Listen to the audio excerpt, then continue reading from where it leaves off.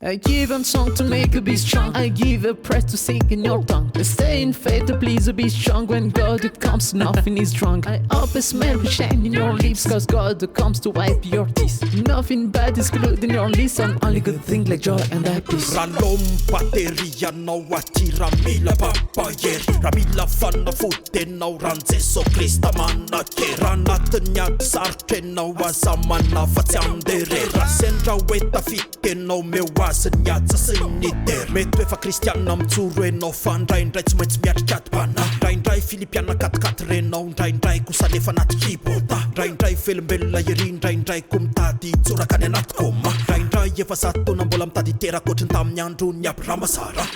Misy olana kamono eritreritra mitoka sy rongony, miantehatra amin'ny vola sy ny saina sy ny havanao ambony. Sahirana nefa mbola andohadidy amin'ny fomba andrazana. Isika no natao hitondra fahasoavana sy fahombiazana. Tsy maintsy hoe ho tafitenao le fika efa komponao, tsy akemitra tsony fa go. Tsy maintsy hoe ho tafitenao le fika efa komponao, tsy akemitra tsony fa go.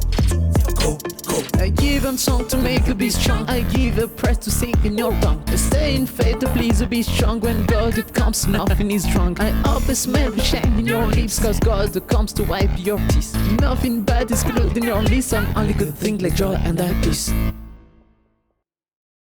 Misy olana kamono eritreritra mitoka sy rongony, miantehatra amin'ny vola sy ny saina sy ny havanao ambony.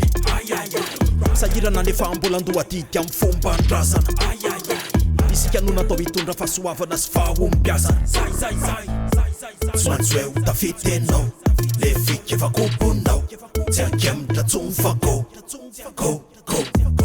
Tsy maintsy hoe ho tafitenao le fika efa komponao, tsy akemitra tsony fa go.